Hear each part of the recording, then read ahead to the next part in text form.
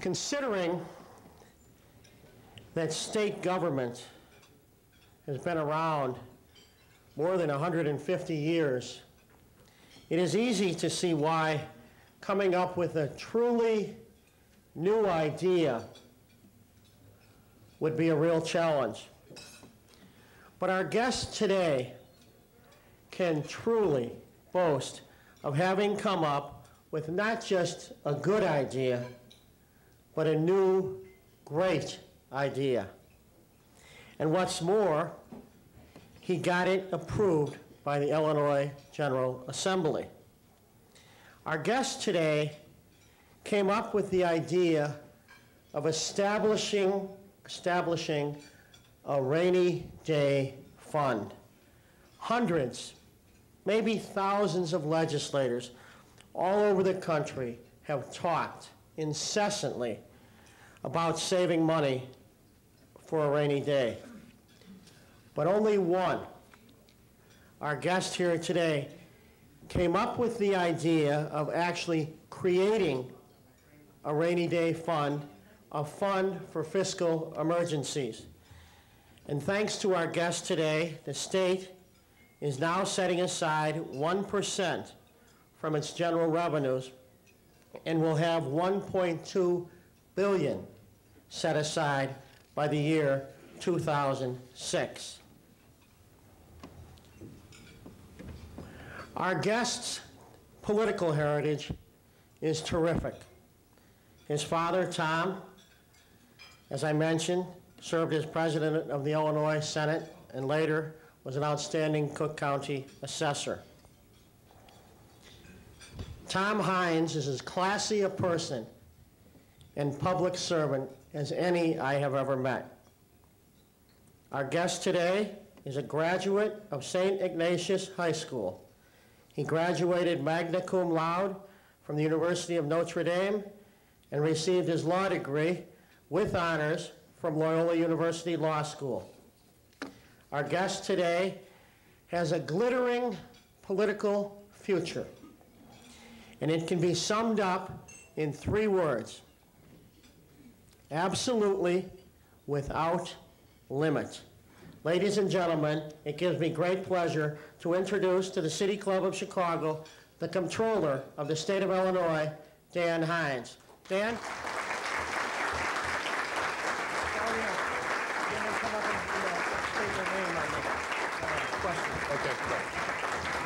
Thank you. Thank you, Jay. Let me first thank Jay Doherty and Tom Roser for the wonderful work they do at the City Club. This is an organization and a gathering of distinguished people that occurs often in Chicago, but never are they without great talent and people who are willing to come before a group to articulate a vision for the future of the city of Chicago. And that being so, I am truly honored to be asked to be part of this. In fact, Jay had me here when I was a candidate for State Comptroller, and we had a large group of people who were curious to know what the Comptroller's office could do under the Hynes administration. And I laid out a vision for the office that I think included broader themes than just paying bills and balancing books and putting financial reports together, but really being an advocate for taxpayers and being a voice for fiscal responsibility. And so shortly after the election, Jay asked me to come and speak here, and I kindly declined and asked if I could have a little time to actually get something done before I went on and repeating what I had said earlier. But now I think is the perfect time to be here, and I thank you for the invitation. Perfect time to be here because I am midway through my administration, through my first term in the Comptroller's office. And I think that we have lived up to the pledges we've made, and I say we because it's been a collective effort of a great team that I assembled in the Comptroller's office. But we have lived up to the pledges we made in the campaign to be that advocate, to be that voice of fiscal responsibility, and to step outside or beyond the traditional roles of the Comptroller and really try to influence or impact fiscal policy in Illinois. And now it's also a perfect time to be here talking because Illinois is at a critical juncture in our future as it relates to state finances and budgeting. In the next few weeks, some critical decisions are going to be made that will impact the state of Illinois and its people and its future. So the next 3 weeks, in addition to talking about the 2002 ticket, in addition to talking about legislative redistricting, we're going to be talking about truly the future of Illinois in education, in healthcare, in major projects that are under consideration, and we have some tough decisions to make. And it's been my hope that over the course of the last 2 years, I have been able to influence where we've gone as a state, especially since we have had wonderful opportunities provided by a great economy in Illinois. The national economy has given states, including Illinois, tremendous resources like we've never seen before. Revenues have skyrocketed, and it has allowed us to do many things that in the early 90s, during a recessionary period, we were unable to do. And to the credit of the current administration, we've done some magnificent things. We have dedicated ourselves to rebuilding our infrastructure. We have dedicated more money to education. We have even given some money back to taxpayers, something I advocated for and others did as well, and we were able to provide some tax relief over the last couple of years. But there's one thing that I think was lost in all of the excitement and jubilation of a strong economy, and that is we forgot to prepare for the future and set aside a certain source of revenue that will allow us to stretch the good times a few years further and maybe get us through some difficult periods of economic slowdown that I had been trying to warn against since the day I took office. The economy was great, people were feeling good about a new administration, and people felt that the job was going to get done, some major projects were going to get done. And there was a lone voice, and it was my voice, that was trying not to be too pessimistic, but at least trying to be cautious about what the future years, the out years held. And so when it wasn't popular, it wasn't easy to do, I was advocating for the rainy day fund, for a set aside of money, for a moderation of state spending. Because state spending had increased at an enormous rate. All of these projects, Illinois First, Unstrangling the Strangler, the Bears Stadium, other major projects that we're going to benefit from come at a cost. And it's the Comptroller's job to keep tabs on that cost and make sure that we're not going to get ourselves into trouble in the future. So while we have seen a huge growth in our state budget, over 10% per year over the last 2 years, our overall budget has increased. Our general funds budget has grown twice the rate of inflation over the last 2 years. That has really allowed us to do great things, but has put us in a precarious situation today. And so while we have been able to provide services and new projects, we now face a point where we may have to retrench and take a look at what tough decisions lie ahead.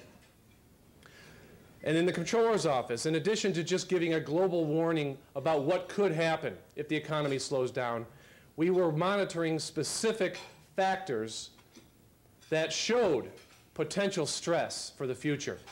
And now those stress factors are becoming even more glaring and more problematic. For example, Illinois is one of only 3 states in the country that is operating with a budget deficit. Not only that, but our deficit is growing. So while the economy has been strong and revenues have been high, we've been going further into deficit spending over the last 2 years. $100 million of additional deficit spending in the last 2 years. That fact can be perhaps set aside because we have gotten ourselves out of a much bigger deficit position of almost $2 billion in 1993. But it does not escape the fact that we're heading in the wrong direction. Our deficit is growing when we should be paying it off. The federal government has record surpluses. States all over the country have been saving up money and building up their surpluses for the inevitable rainy day. And we've had a deficit, and we've had it growing. What that has also caused, and another indicator that we have been monitoring, is cash flow problems in Illinois. Again, despite growing revenues, exploding revenues, this past fiscal year, we have had to delay payments in the Comptroller's office up to 9 days because we haven't had enough money in the General Revenue Fund to meet our obligations. And at the height of the problem, we had $268 million more in bills than we had cash in the bank. That shouldn't happen during a strong economy. It shouldn't happen ever. And it could have been avoided if we had taken some proactive steps in the earlier years. A related problem, and maybe a cause of some of the other problems, is a spike upward in Medicaid costs. We are seeing a national trend of increasing health care costs. And that causes problems for businesses, undoubtedly, but it causes enormous problem for states like Illinois that has such a high Medicaid population. $5 billion of our $25 billion general fund's budget, 25% of our general fund's budget is dedicated to Medicaid. And when costs go up as they are, that causes pressure on our budget, and that pressure was not anticipated, it was not budgeted for, and now we are facing a $200 million hole in our budget this year for Medicaid, a $270 million hole in our budget for next year, and they had to institute $280 million of cuts in Medicaid for over the next 18 months. And those cuts sound like just simple measures of getting rid of red ink in a budget, but they cause pain for our providers and our recipients of services. You probably read in the newspaper recently about Walgreens threatening to close down or cut back on services in some of the poorer neighborhoods of Chicago and the surrounding areas because they simply could not afford to provide Medicaid pharmaceutical assistance to those communities because of the cutbacks in reimbursements. Recently, it was also reported in the paper that West Suburban Hospital had its bond rating lowered by Moody's, and one of the factors presented by Moody's in its downgrade report was that one of the causes was the fact that the state of Illinois continues to be one of the most inadequate reimbursing states for Medicaid. So we have a Medicaid crunch going on before our eyes, a $270 million hole that must be filled in this next budget session. We have also had a slowdown in revenues. We knew it was going to come eventually. The growth we've had in revenues could not be sustained. And we are now facing a situation where this budget year, where we have an $85 million possible shortfall, according to the Economic and Fiscal Commission, and a $185 million shortfall in the governor's proposed revenue projection for next year. There is a conflict between the Economic and Fiscal Commission and the Bureau of the Budget as to what revenues we can project. What that means is, if we don't reconcile that difference, additional cuts will have to be made to make the budget balanced. The revenues were going to slow down. We knew they were going to. And even if you take the more aggressive approach to revenue estimating, we're looking at 3.5% growth in revenues next year compared to the 6.3% growth we've seen over the last 6 years. So we are definitely preparing and bracing for a slowdown in the economy. Now, this is not good news for legislators in the next few weeks. There are going to be some tough decisions to be made. And while I hope to be a constructive participant in those decisions, and I don't want to just say I told you so, I do believe that it's important to, at this juncture, step back and decide and understand why these decisions are necessary.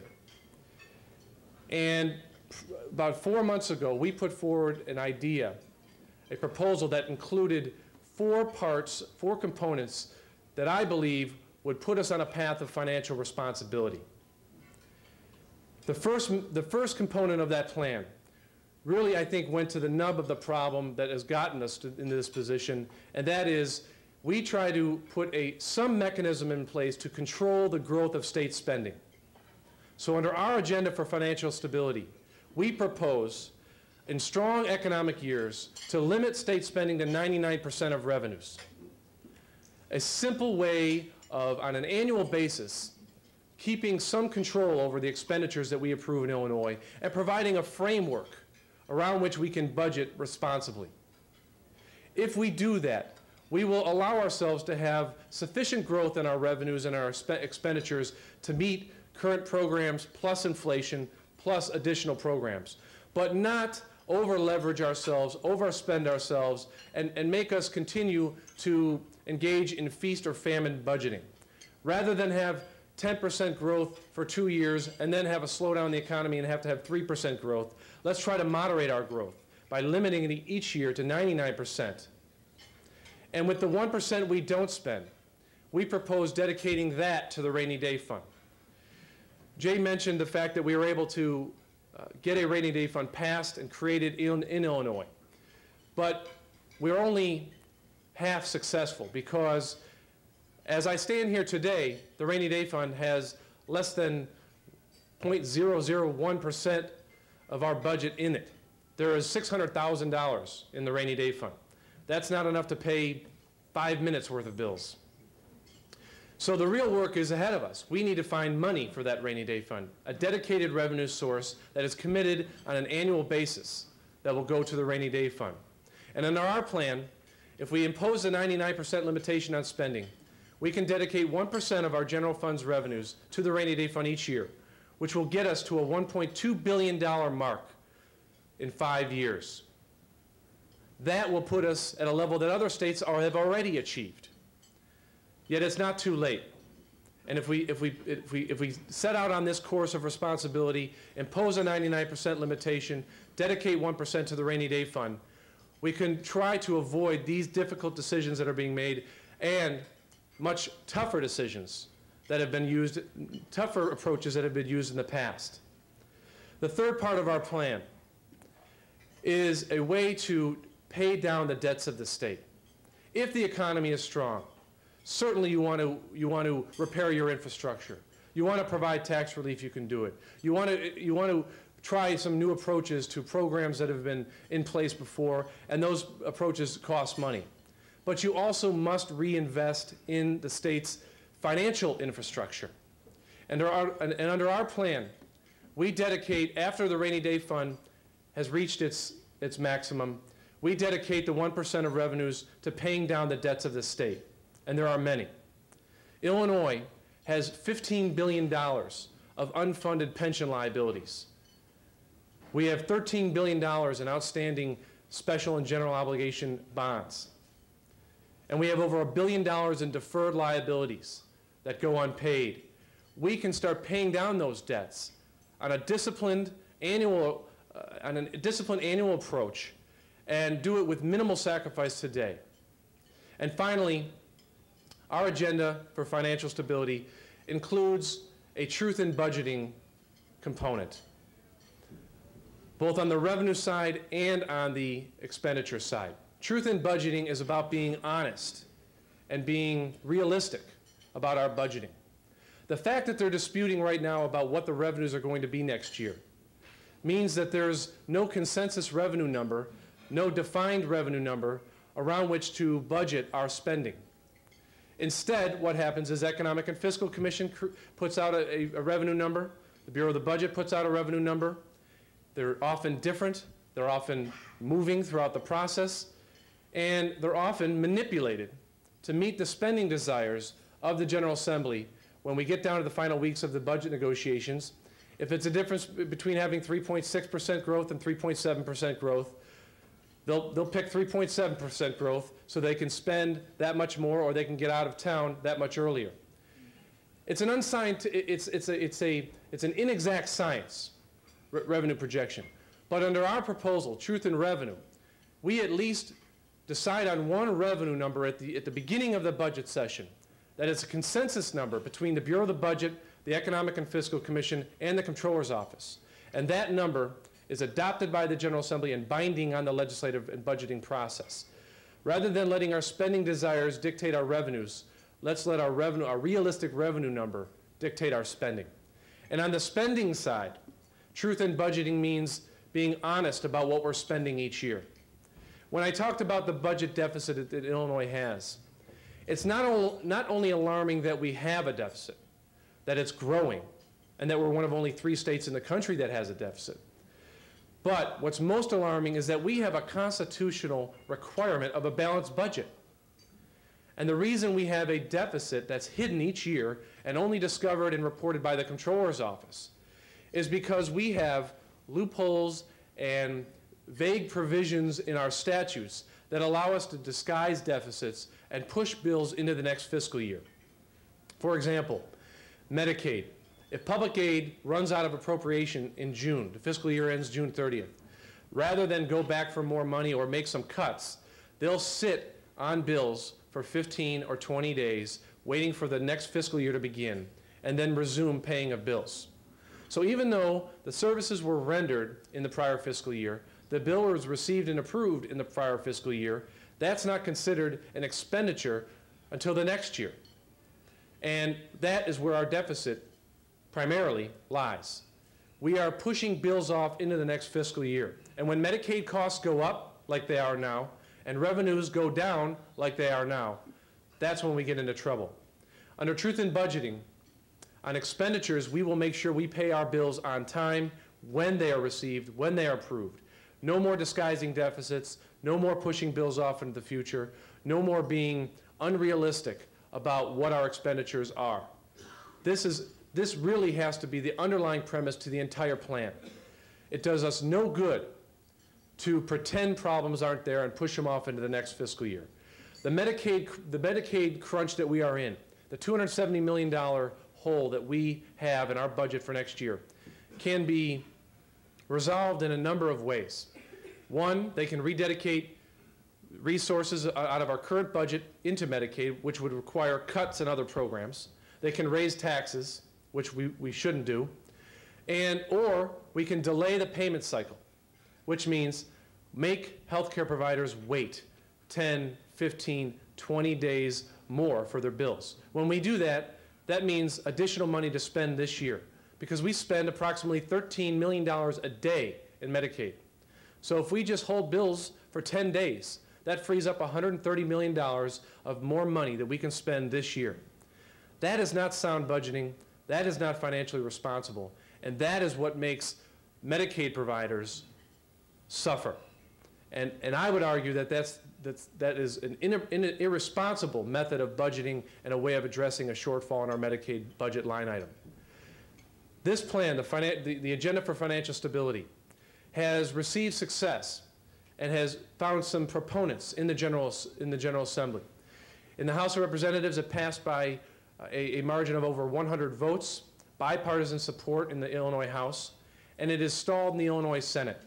That's where we need to get help. We need the Illinois State Senate to step up and take a stand on this issue. Vote it up or down. If it's voted down, at least we know that the debate took place. But we need to get this agenda put forward in the Senate and voted on and to the governor's desk if possible. Without it, we're going to continue on the course of day-to-day budgeting without any look towards the future. We're going to engage in feast and famine budgeting, where we engage in huge spending increases during strong economic times and retrenchment during slower times. To me, that doesn't make sense. The Agenda for Financial Stability is based in common sense. It's what's practiced in families all over this country, and it really needs to be practiced by the state of Illinois. The next 3 weeks are critical. The Illinois General Assembly has its work cut out for them, and I hope to be an active participant in it. But the responsibility lies with the General Assembly and the governor. And I urge them to take a look at this plan and to take constructive, proactive steps to prevent the drastic measures that we engaged in the early 90s. We need to act now. We need to take these steps now. I think if we do so, we can avoid pain in the future at a minimal sacrifice today. I want to leave some time for questions. I know Jay wants to open up the floor to questions. So I do want to thank all of you for taking your time coming here this afternoon, and I hope that you will join us in the fight for this agenda for financial stability. We need your help. It's you who the legislators respond to, and I appreciate your support and your attendance today. Thank you.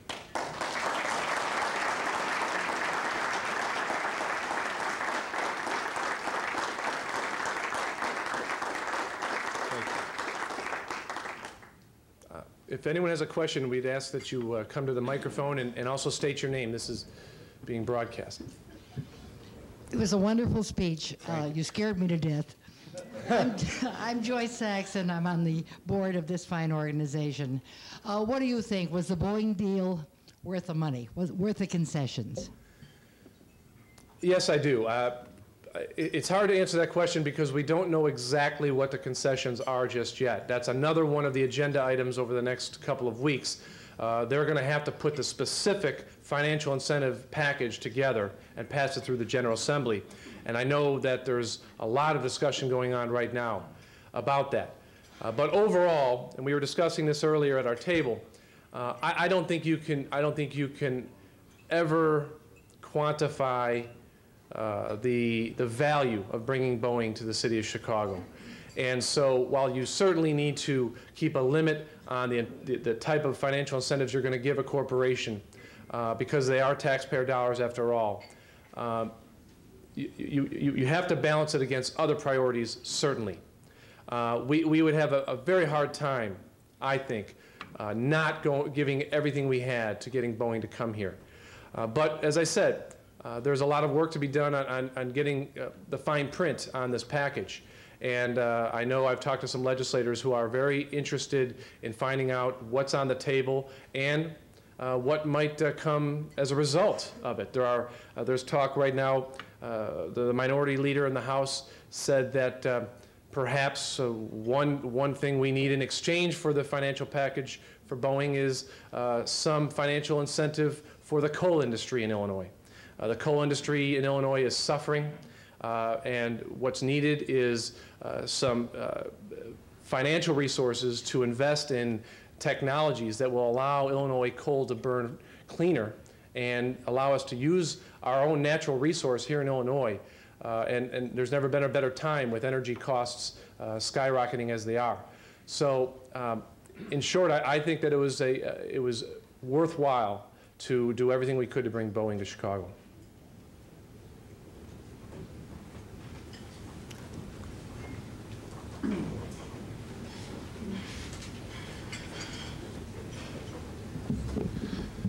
Governor, excuse me, I meant Comptroller Hynes. What?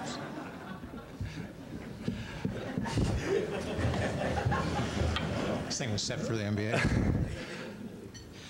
Jeff Berkowitz here, head of JB Consulting Group and also host of Public Affairs cable television program. I know the focus of your talk this afternoon has been on the rainy day fund and on limiting expenditures as a percentage of revenue and of taxes.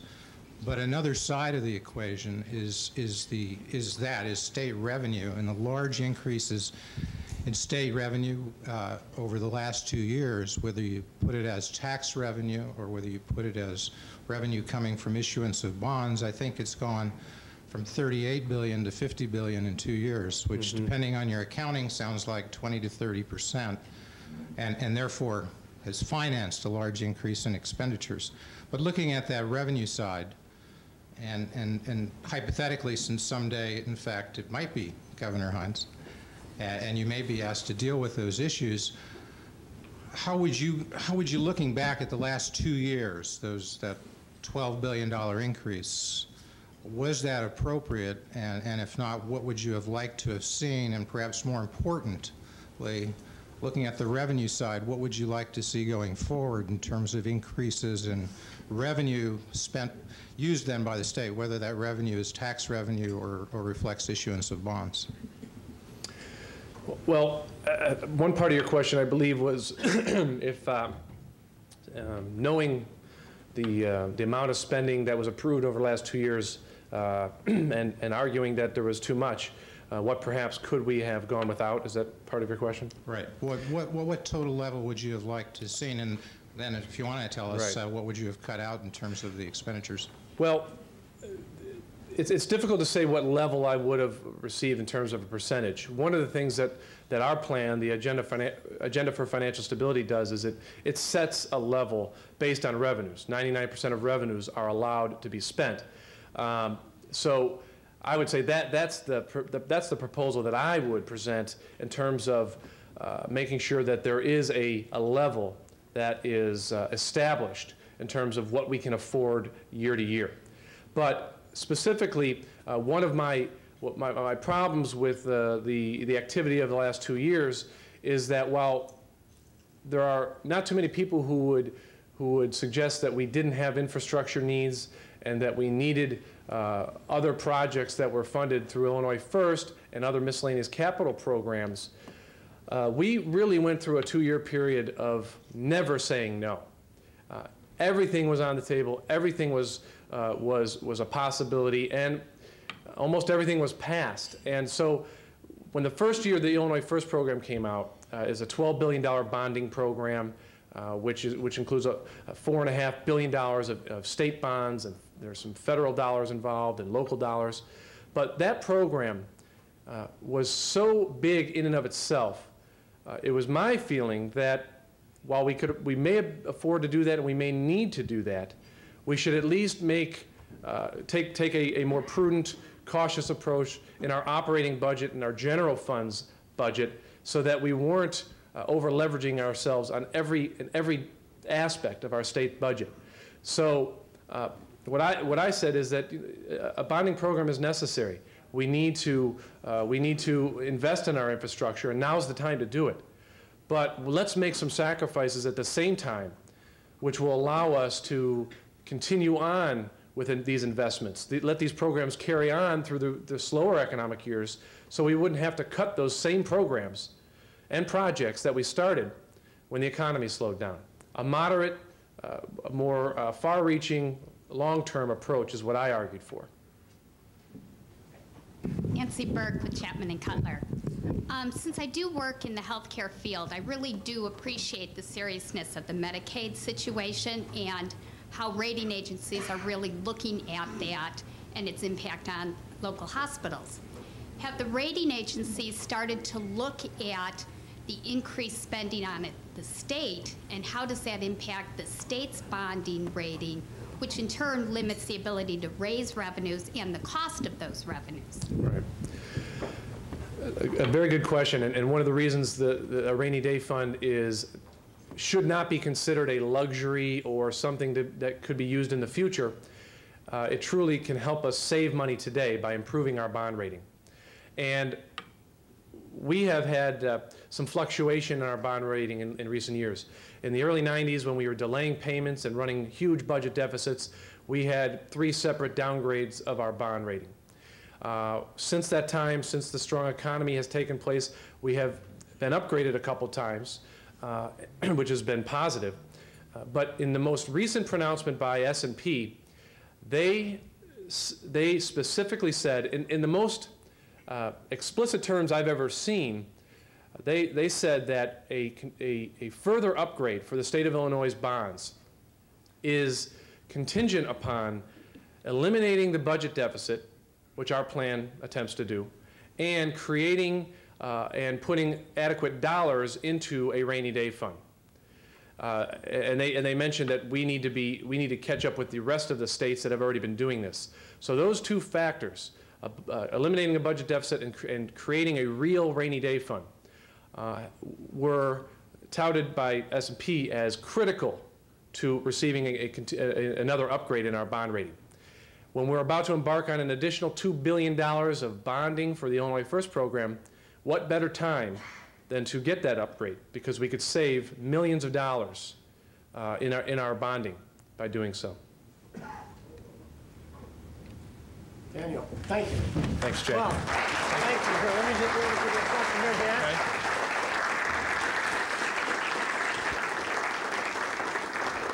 Okay. Tom, how did you like that sound of that governor? Sounded pretty good, huh? I know I get you to smile. Dan, on behalf of the Board of Directors of the City Club of Chicago, we want to present you with another one-year membership. Thank you very much. Thank you. And in full compliance with all these ethics ordinances that come out every couple of weeks, a City Club mug. Let's give them a round of applause. Very well done. Thank you very much. Very, very well done.